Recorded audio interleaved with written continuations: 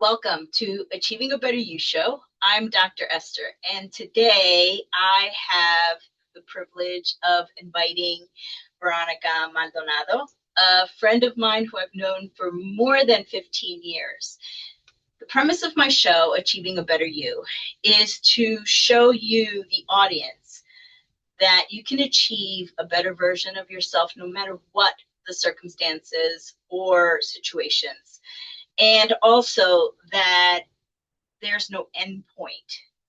As the infinity sign in my logo shows, every step of your life, there's always something that you can learn.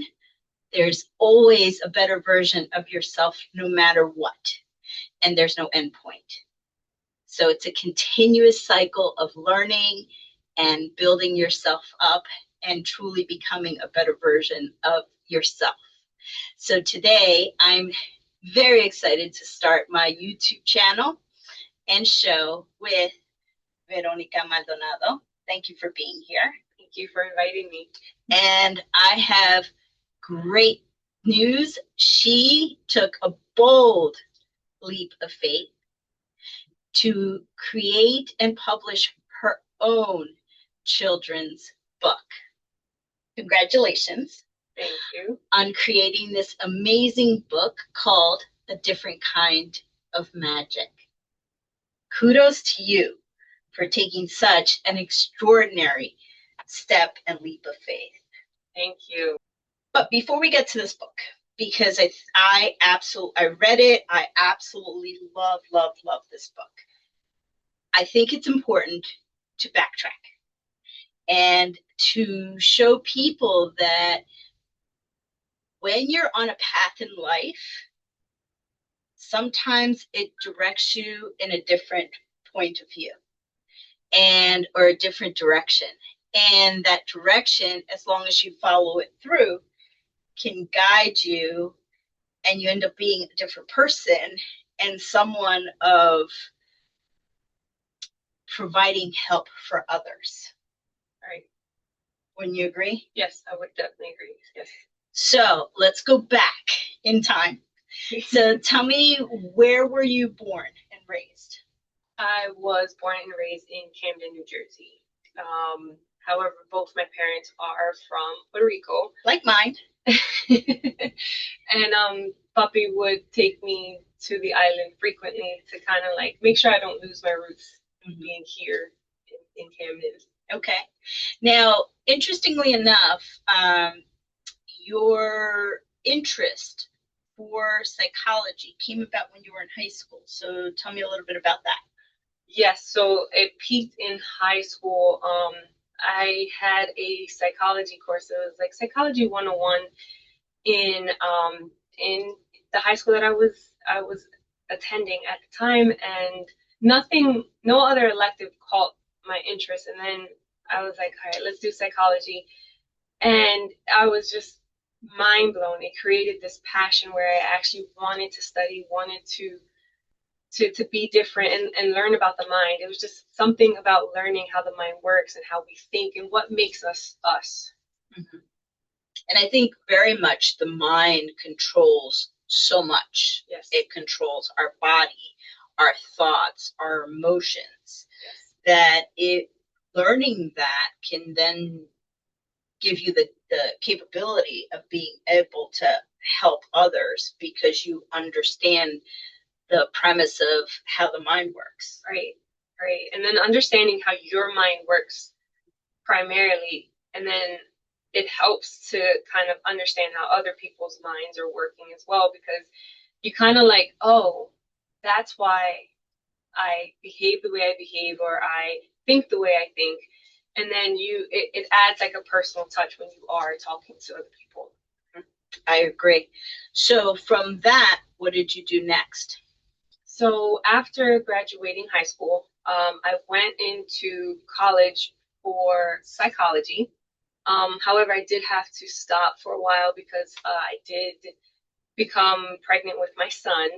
And at that time, I just needed something a little bit more faster in order to provide for him, of course. So I went into medical assisting for a while. But there was like a void that it didn't fill. Like I didn't feel like I was achieving the best me. Mm-hmm. So I decided I needed to go back and do something that I was passionate about. So you went back for your psychology major. Yes. Yeah, I think that a lot of times we get into life circumstances, where it forces us to choose a path that isn't necessarily our calling in life, but like you said, provides for a new child, a new, baby boy, and for your family. And so we all choose those paths, but deep down inside, there's a deeper calling. Yes. There's this need or this desire that you know that you want more out of life. Yes. Yes. And I was definitely there. That's why I decided to just go back. And then with my own journey with my children, well, my son at the time, just struggling with ADHD himself, it kind of just prepared me for where I am today. So I'm going to interrupt you. Just for those individuals out there that do not know what ADHD stands for. So ADHD stands for Attention Deficit Hyperactivity Disorder. And, I think in today's society, more and more people are aware of the terminology of ADD or ADHD. But I can tell you 10 years ago, 15 years ago, 20 years ago, many people did not know what that was. And unfortunately, those children were labeled as misfits, misbehaved, bad children, when it had nothing to do with that. Right, correct. And that was how I got swept into specifically school psychology, because I feel like it's just the way the approach, coming from the Latino community, we're not so accepting of those diagnoses. And, we add the stigma as like, well, what am I doing wrong? Like, what did I do to my child, for them to have ADHD or any mental disorders. So it kind of refined where in psychology I wanted to be with my own journey with my children. Mm-hmm. Absolutely. And also our culture, because we both are Latina, we're both Puerto Rican. And so I think that in the Latino culture, unfortunately, these subjects were not discussed. No. It was very much taboo. It was very much felt to be something wrong. And like you said, well, what did I do wrong? Putting blame on themselves, when really it has nothing to do with that. It's how the child's mental chemistry is. And it's a shame. Now, it does run in families, as we found out through your book. And we'll hint, we'll get to that shortly. But I think that you deciding to go into school psychology is fantastic, because you have that perspective. You have that background, so that you can then explain to parents. And it doesn't have to be a Latino parent. It can be just any parent struggling, not fully understanding what their child has, and to be able to then empathetically explain to them about their child, and that they can very much get help. Yes. And do actually quite well. Yes, my son is now going into high school, and he has A's and B's. And this is starting from when he first got diagnosed with ADHD. he was expelled from 2 schools before he even got into kindergarten. So it was a lot of nights crying, a lot of nights just asking God, like, where do you want me? How can I help him? And that's what finally made me, approach his pediatrician, to let him know, like, my son is struggling, and I absolutely love his pediatrician. We're still with him today. And he was so adamant, like, Josue doesn't have anything, he's being a boy. So I absolutely love him for that. But when I noticed that, no, he's having those issues, and I need to be there for him. So I had requested, like, hey, I need somebody, and I trust you because I know that you love my son. So I need you to give me someone that you trust, because I'm new to this. This is not a part of my culture to go to someone about, ADHD or mental health or anything, and I'm scared. So he did recommend about 3, and I went to the first 2. One doctor, literally, we were in the waiting room, and my son ran from the waiting room to the doctor's room. And in the hallway, the doctor pulls out his notepad, writes something down, and says, okay, so your son has ADHD. I quickly grabbed Josue's hand, and I was like, we're leaving. Because there was no conversation, there was nothing but a simple running from one point to the other. So then I decided the third option was a doctor that didn't take insurances. And I wasn't in the financial place, so that's why I left him for last. But I was like, I need something. This doctor took roughly about an hour and a half with my son, talking to him, examining things with him, looking at shapes, looking at math problems, everything. And then took another hour with me to break down every detail, any questions, gave me tissues when I would break down. Like, he was just so patient with me, and he made me just understand. He's like, Josue is smart. And he was like, just because he has the ADHD with the ODD, with the oppositional defiance, doesn't mean that he's less smart than other children. It just means his mind works a little differently. And then he even told me that he wanted Josue to skip kindergarten, like, he was going into kindergarten, and I moved to Cherry Hill, and the Cherry Hill School District only had half day, and I couldn't do half day because I didn't have, I was working, and sure, financially you couldn't do it. Yes. So this doctor was like, put him into first grade, and I was like, but doctor, it's April. School ends in June. Like, he only has like 2 months of first grade. How is he going to make it through second? Dr. Esther, when I tell you I did it because he told me to, I took that leap of faith. I said, God, my son is in your hands. And my son passed everything with flying colors. That's amazing. And was able to matriculate to the second grade. Wow. Yeah. It's really cool. I love your story for several reasons. You got 3 names. The first 2 did not work out.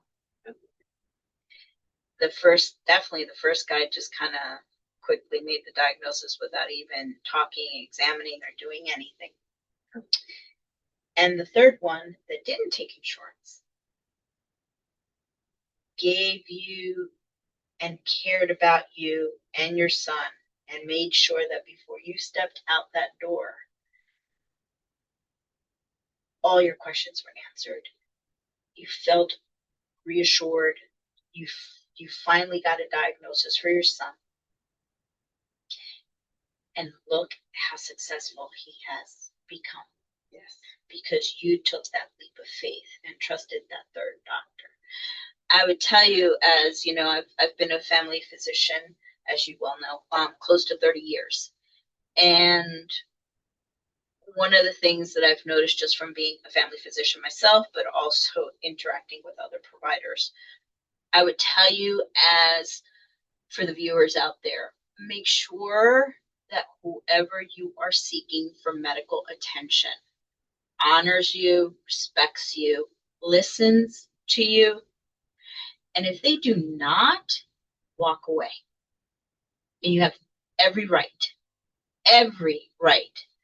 to walk away and find someone who does. Because I know from personal experience dealing with my elderly parents and having to deal with providers, and man, it's ugly. Ugly when you're dealing with someone who blows you off and doesn't listen to anything that you have to say. So really life lesson, very important in what you said. If you don't like or have a great connection with your provider, if they're not listening to you when you say, hey, I know my body and this is what I'm feeling, please walk away. There are providers out there that do care, obviously, So it's just a matter sometimes of having to go through 1, 2, 3, sometimes even 10. It doesn't matter, because they are out there. You just have to find them, because that will make a huge difference in terms of your care. Great story. Yes, advocating, just being able to advocate for them, because they, and I would leave the first 2 doctors, I left like crying, because I was just so frustrated and just like, no, nobody's going to take advantage of my son. And, I stood firm on advocating, and I sought out other advocates that would come to the school districts with me when we had IEP meetings. So I would strongly suggest just really advocating for your child. Absolutely. If you think any of these, or if a pediatrician thinks that your child might have ADHD or any other mental disorders, just really advocating and researching.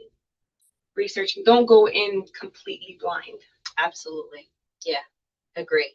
And even when the school district barks back and says no, you do have resources. You do have ability of seeking help from other sources in order to be the advocate for your child when it comes to this ADHD or mental health or anything in general. The parent is the advocate for the child, and so you must step in. Yes. For their sake.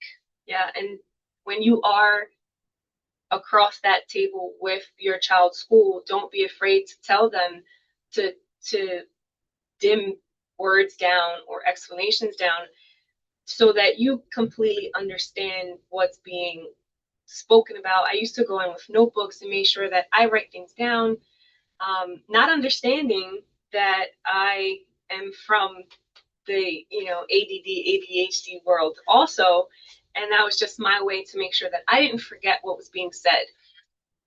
So I definitely just don't be afraid to, just because you're being told big words, don't be afraid to tell them, I need you to like dim that down. I need you to explain it as you are explaining it to, a middle schooler or a high schooler. Because sometimes it can get a bit overwhelming when they throw those words out and you don't have any idea what they mean. And that's why I interrupted you and said, let me explain what ADHD stands for, because I know that there have been many times when I go into an environment and they start spewing all these acronyms, and I'm like, well, what the hell does that mean? Right. Right. I don't live in your world. I don't know your language. And the same thing with the medical, we tend to have these big, horrific, long words that many people do not understand what they mean. And so please stop the provider and say, okay, what do you mean by that? Or what does that stand for? Yes. What do those initials stand for? Because I'm not familiar with it. And it's okay, because you are entitled to ask. and it's okay to ask. Yes. Because it's the only way that you're going to be able to understand and better help, whether it's yourself personally or a family member or your child. You must ask, and it's okay to ask. I don't know what you mean. Can you explain it in a different way? Yes. And then the other thing that you brought up that I think is really, really a great idea, and I keep forgetting sometimes to tell patients and now clients, bring a notebook. Yes. Bring a notebook, because a lot of times, and especially when you're given news that can be heart-wrenching, your brain tends to shut off and you don't remember anything. So bring a notebook so that before you come into the meeting, you can have questions that you want answered. But more importantly, when they're trying to explain something, you can jot some notes down so that this way, when you get past the shock or the upset, then you can look at your notes and objectively take them in. Yes. Would you agree? Yes, definitely. That was something that I'm glad that I did at that time, simply because it was my first child. I was a younger mom. I had my son when I was 20 actually. So I didn't know what I was going into, and I was really emotional. As stated, in the Latino community, ADHD and stuff like that, that's not a thing. It's not. It's taboo. So I was going in there like, my son doesn't have anything. I don't care what anybody says. And that happens often. Yes. It happens often. I hate to say it, Yes. You go in there full on charge, like, nope, they're perfect. They have nothing wrong, So I would tell you, keep an open mind. Yes. Don't be so closed off, because then you're not helping your child. Because as we both know, ADHD is not a terrible thing. They live just in a wonderful, own unique world. Yes. And they can get help, and then they can succeed very well. My younger son has it. And I can tell you that the hyperactivity part was very obvious. And as a family physician, I already knew he had it a long time before the diagnosis came. But he lives in a wonderful world, and the unique thing is that with ADHD, as the child grows, that age part, or the hyperactivity part, truly does dim down as they get older. The focus and the attention deficit is still there, but the hyperactivity really does dim down as they become adults. And so, but man, wild child. and he just was in his own, world. But again, you brought up another very good point about how these kids are extremely smart. Please, viewers, hear me clearly. These children are extremely smart. They just have a lot going on, and they are hypersensitive to everything in the room.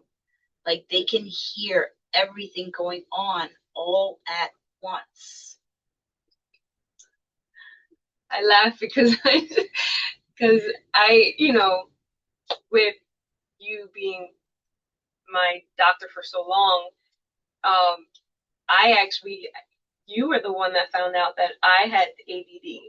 And just by you explaining, like, they can hear everything in the room, even right now, as during our interview, I can, I hear certain things that are happening, and I'm just like, I'm always attuned to things. And I'm like, if I'm an adult and sometimes that all the noise becomes so overwhelming, I can't imagine for a child. And then I also wanted to bring up, like, the doctor eventually had put Josue, my son, on medication, and I went home just weeping, like, he's going to be on this forever, and I'm such a horrible mom, and, what did I do? And I just carried that mom guilt for so long. And when he first started the medication, the doctor told me, Veronica, he is going to be a little drowsy the first couple days because his body has to get used to it. But seeing I have a sibling that was also diagnosed with ADHD, and she was a lot younger than me, and this was before I had kids. And while she was on the medication, like, she changed. She was just a different child. She was just blah. Mm-hmm. And I always had that in the back of my mind, like, I don't want my son to be that way. I want my son to be my son, the same personality. But I gave it a chance because this doctor, the third doctor, was like, I know what medication you're talking about, and that's not what I'm giving him. Trust me. So I took that leap of faith that a lot of Hispanics have trouble doing as well. Like, absolutely, I don't know you. Why should I trust you? So I took that leap of faith to trust the doctor, and I just started. He said 2 to 3 days, and then the tiredness should go away. And that's exactly how it happened. The way he said it was how it happened. And then Josue was back to, playing, running around, just himself. But I noticed that if I needed him to sit down for a little while longer to get through homework, he could do it now. Or I wasn't getting the behavioral notes from school anymore. And also understanding that I would sit with his principals from every school. When he matriculated from elementary to middle school, I sat with the principal and I let the principal know, this is what's wrong with my son. He needs a teacher that's going to be stern but loving, because he needs a teacher that when no is given, then no is meant. And they need routine. So I wanted to just explain, because I know that the medication piece is the fear for a lot of families, and whether you're in the Latino community or whether you're from another culture, medication can sometimes be a little overwhelming. And it's okay to tell a doctor, this is not working. Because Josue did try one medication one summer. I'm not sure if I don't want to say the medications. I don't want to put that stigma. Absolutely. But he tried the medication, and he was on it for a week and a half, and he cried every day. And he says, Mommy, I don't know why I'm so sad, but I'm just so sad. And at first I was like, okay, maybe he just needs to get used to the medication. He didn't. It just got worse. He didn't want to play. He didn't want to eat. And I told the doctor, I was like, no, I don't want to do this. This is not the medication for him. And the doctor insisted, like, no, we're going to keep him on this. No, I'm going to go back to my other doctor. Because I tried to go back to, like, a doctor that had insurance. Sure. Absolutely. So I was like, no, this is not working. And I was like, you take him off of this medication now, and we try something different, or I'm leaving. And the doctor was like, this is against my, what's the word? This is against, like, this is what I want him to do. And if we try anything else, I'm not supporting that. And so at that moment, I was like, well, then I'm gone. And I went back to the doctor that I had to pay out of pocket for, because he was the one that just understood Josue in the sense. And he's been on the medication and then it was like every year that, we had to go and, like, do the reevaluation with him. The doctor would tell me, he's like, I don't want to put Josue's medication up. He was like, he always was like, I'm against just raising the medication. Oh yeah, I totally agree. Yeah, you don't do that. Right. You don't keep doing that unless you absolutely need to. Right. Yeah. Right. So I think that was such a great thing. And again, the hyperactivity does die down. And Josue is, again, he's going into high school. And August of last year, August 2024, he was the one that approached me and told me, Mom, I want to try my 8th grade year without medication. Mm-hmm. All summer, I've been praying for, God to make some shifts. And he got baptized in July, and I asked God, I was like, God, wonderful. Take the ADHD with you. Like, just take the medication piece with you, that he's able to, God is the doctor of all doctors. Mm-hmm. And I was like, what his mind needs. Mm-hmm. And I'm asking for divine intervention. And when he gets up from those waters, that the medication piece, that it's gone, and we can work with how he thinks. That August, he tells me, Mom, I want to get off the medication. I was so hesitant. But we did. And he's been a year off the it will be this August. He'll be a year off the medication and still gives me straight A's. Like, straight A's and B's, I should say. That's fantastic. That's awesome. Yeah, and that's the other thing that I think a lot of parents are afraid of, the medication piece. I can tell you that from my younger son's perspective, he was on medicine. Well, he got diagnosed early when he was in 3rd grade, thanks to a teacher who was very caring, very disciplined, totally understood about ADHD, and would say, please sit down, don't do this, don't do that, that kind of thing. And she was wonderful, but she did warn me that in the following year, there would not be a teacher that would be responsive with ADHD. So that's the other, you brought up a good point, that parents should look into who the teachers are for their children, and how receptive and responsive are they towards someone with a learning disability. It doesn't have to necessarily be ADHD. But I can tell you that the minute that my child started medication, the teacher knew, and she emailed me. She's like, he's on meds, isn't he? I said, yeah. She goes, I knew it, because he was so focused and he wasn't as hyper. And the minute that he started the medication, I'll never forget, he's like, thank you, Mom. He was crying because he said the noises have stopped. Right.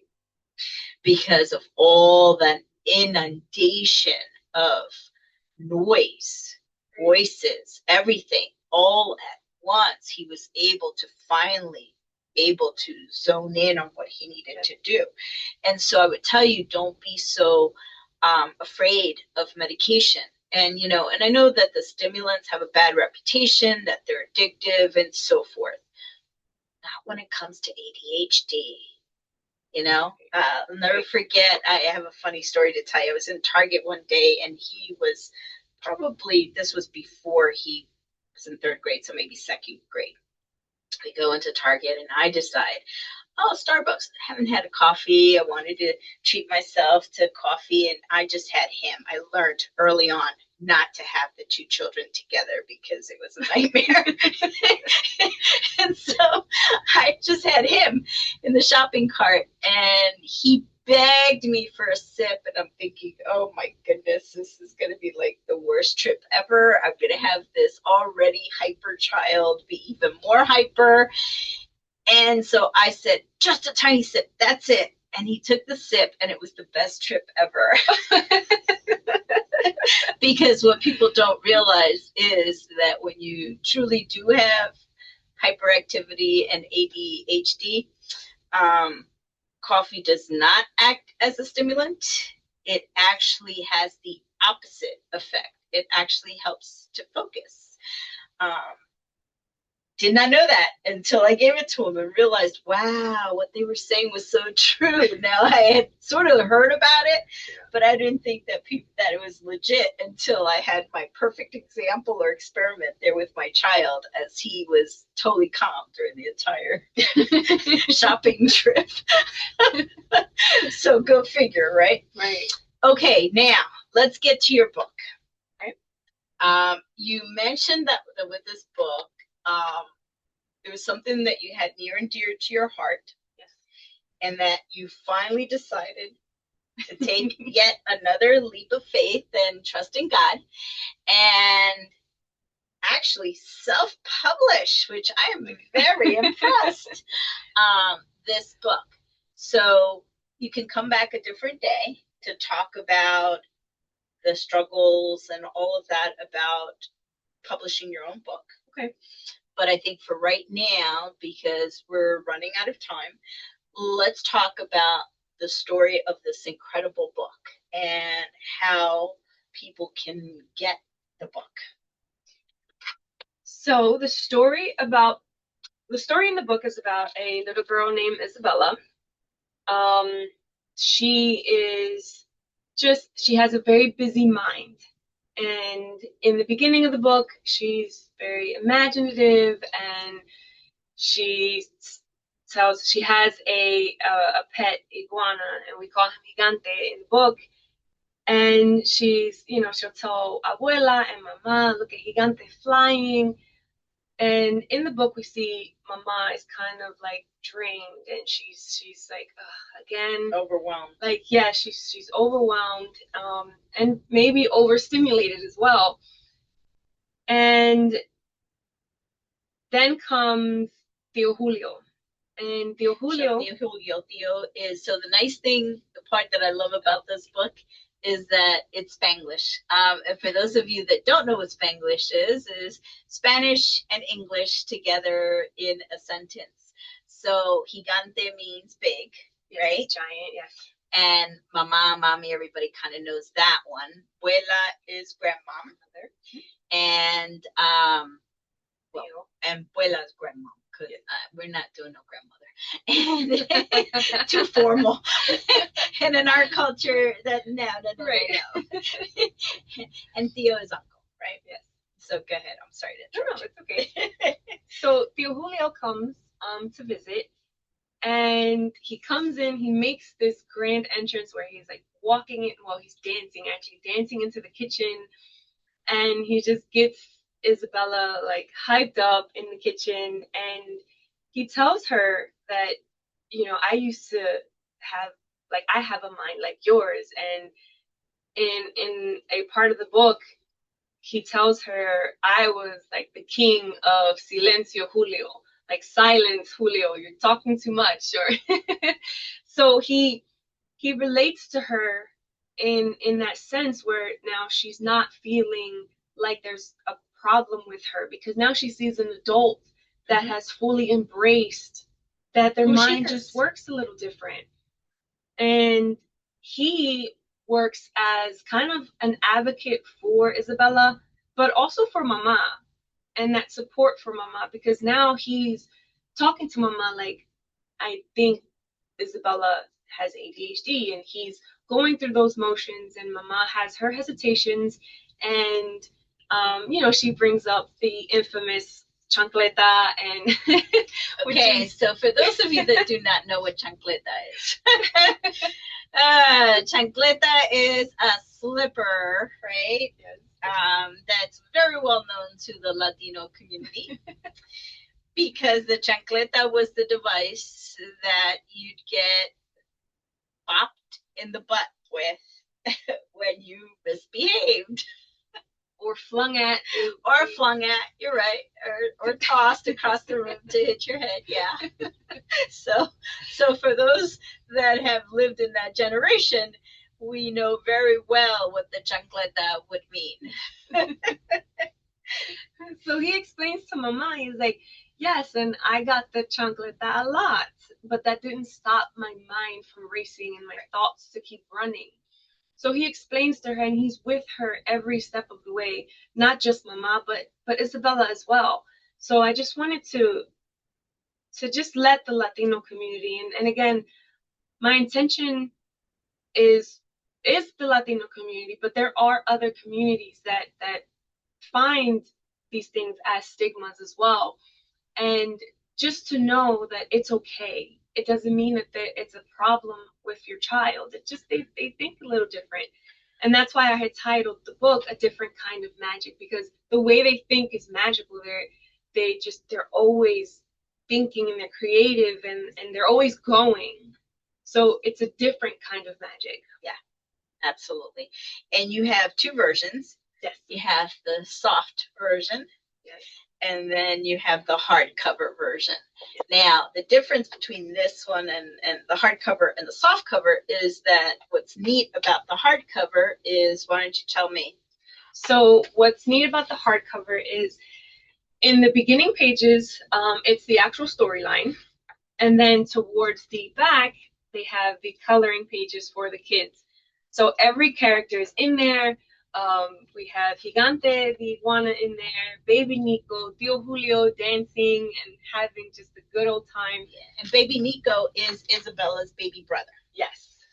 Yes. So, and then we just have some scenes in there that, very cool. Yes, that stood out the most and that are very important. But I wanted something for, once the kids finished reading the book, the magic didn't stop there. And it continued. Yes. I love that. I love that. So when I read her book, I was crying because honestly, it brought back memories of myself with my son, and how very much, early on, he was, the troublemaker, the one that was always getting in trouble because he was always touching everything. Always. And it's an ongoing joke in our family, because when we go to places, there'll be a sign that says "Do not touch," and he will go to it. Hey, and he'll be like, "Hey, Mom, look," as he touches or pretends to touch, just to remind me of my wild days with him when he was younger and he was not on meds. Right. And in terms of the meds, he's gone on and off. And I think that as they get older, it's going to be their choice as to whether or not they stay on medications for the future, or they decide that they have been able to create environments or situations or learning techniques to succeed in life and quiet down that noise. Right. And be able to focus. Right. So ultimately, early on, they may need the meds, but there may come a point, like with your son and God's intervention, where he doesn't necessarily need the meds, and that's fine. And in the future, if he does, then that's always still an open possibility if there should be that need. And that's what I want viewers to understand, is that there is a massive spectrum. And you can have individuals with ADD who don't need meds, who just need guidance and special extra time for testing, or be placed in a quiet room, or have a headset to lock out the noise that's going around in their surroundings. There are many techniques that you can use that don't necessarily require medication.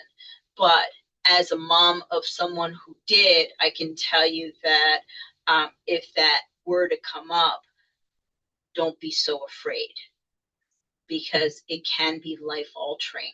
I can tell you, as a family physician, last couple of years, I had the privilege of treating young children with ADHD. Obviously now in this new phase of my life, I will not be doing primary care anymore. But what was really heartwarming for me was to have two young girls in particular. They were wild. I mean, their brains were racing, their minds were racing, their body was racing. They were all over the room, talking fast, touching everything in sight, not focusing, not paying attention. Finally getting placed within a period of time on the correct dosing of meds. And then to finally have them years later come in and still have their funk and their personality, their cool personalities, but not be so distracted with the noise and doing well, like excelling, A's, no misbehaving in class, doing so well. And it's just so nice to see that from when I met them the first time and had to have a lot of patience but still love them from the moment with their craziness all the way through till I said goodbye to them for the very last time as patients, so there is definitely hope. Yes, there is. Yeah. So thank you so much. So before we end, why don't you tell me how the viewers can get a hold of your book and where they can, like an email or something that they can contact you in case they would want you to come out and speak, okay, or if they would want to give, if they have some questions or whatever the case might be. So why don't you tell our viewers? All right. So first, the book is out on Amazon right now. And I'll provide the link in the YouTube underneath this episode. Okay. So it is out on Amazon right now, both the hardcover and the paperback copy. I also have a website, www.maldonadoBooks.com. Okay, spell that. Maldonado, Maldonado. It's my last name, books.com. There you can also purchase the books because it's a link, and the link will direct you straight to the Amazon link. And then that also opens up if you have any questions for me, you can email me through there. If you know anybody, or if anybody wants me to come out and speak regarding the book or just the process of getting my son from one point to the other and how that was as a parent. I do guest speaking as well. All of that is on my website, and you would be able to reach me directly from the website. Perfect. Thank you so much. Thank you for coming. I actually have a little surprise for you. Achieving a Better You through YouTube. I have this for you. Why don't you open it up? Thank you. Let's see.